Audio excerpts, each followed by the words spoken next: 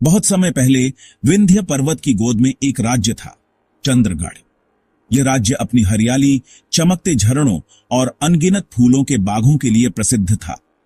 यहाँ के राजा आर्यमान सिंह अपनी वीरता, ईमानदारी और न्यायप्रियता के लिए जाने जाते थे। उनकी पत्नी रानी पद्मिनी सौंदर्य और बुद्धिमत्ता की मिसाल थी। चंद्रगढ़ की प्रजा अपने राजा रानी को माता पिता की तरह पूजती थी। कई वर्षों से चंद्रगढ़ में सुख शांति थी। न कोई युद्ध, न कोई अकाल और न कोई चोरी। लेकिन सुख के साथ अक्सर खतरे भी चुपके से आते हैं। दूर दक्षिण में बसे नागपाटन राज्य का शासक राजा भीमरथ चंद्रगढ़ की समृद्धि और रानी पद्मिनी के सौंदर्य की चर्चाओं से ईर्ष्या करने लगा। उसने निश्चय किया कि वह किसी भी तरह चंद्रगढ़ को अपने अधीन कर लेगा। भीमरथ ने सीधा युद्ध करने के बजाय एक चाल चली। उसने अपने जासूसों को चंद्रगढ़ भेजा ताकि राज्य की कमजोरियों का पता लगाया जा सके। उसी समय रानी पद्मिनी को कई रातों से एक ही सपना आ रहा था, एक विशाल काला नाग जो राजमहल की ओर रेंग रहा है, और जब वह दरवाजे पर पहुंचता है तो अचानक महल में आग लग जाती है। रानी ने यह सपना राजा आर्यमान को बताया। राजा ने मुस्कुराकर कहा, यह बस एक सपना है रानी, डरने की जरूरत नहीं। लेकिन रानी पद्मिनी का दिल मानने को तैयार नहीं था। वह हमेशा परिस्थितियों को गहराई से परखती थी।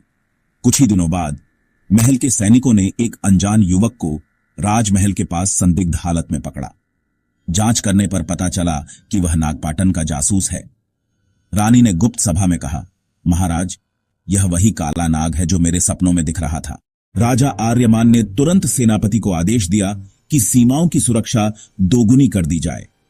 भीमरथ को जब पता चला कि उसका जासूस पकड़ा गया है तो उसने क्रोधित होकर चंद्रगढ़ पर हमला कर दिया। राज्यों के बीच भयंकर युद्ध छिड़ गया। राजा आर्यमान अपनी सेना के साथ रणभूमि में उतर पड़े। रानी पद्मिनी ने महल में रहकर घायल सैनिकों की सेवा शुरू कर दी और साथ ही युद्ध रणनीति में भी सलाह देने लगी। युद्ध कई दिनों तक चला। चंद्रगढ़ की सेना बहादुरी से लड़ी, लेकिन तभी महल में खबर आई कि राजा आर्यमान घायल हो गए हैं।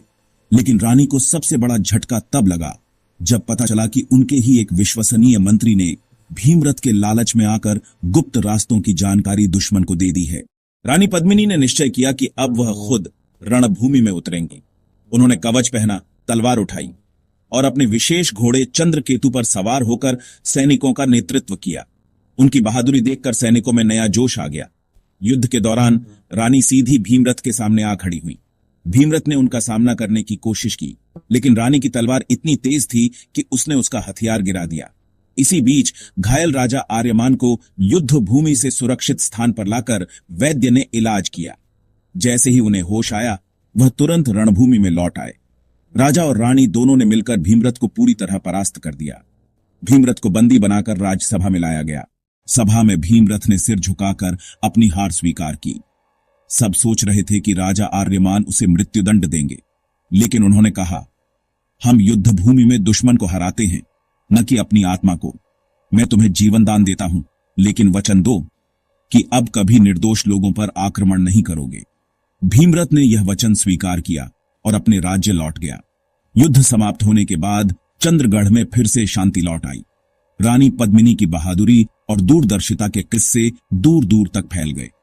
राजा आर्यमान ने महल के बगीचे में एक विशाल वीरांगना स्तंभ बनवाया, जिस पर रानी के युद्ध में दिए गए योगदान का वर्णन अंकित किया गया।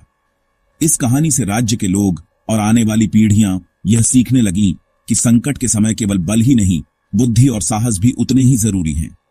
एक शासक के लिए क्षमा सबसे बड़ा हथियार है, क्योंकि यह दिल जीतता है। सच्चे जीवन साथी एक दूसरे के साथ हर परिस्थिति में खड़े रहते हैं, चाहे वह रणभूमि ही क्यों ना हो।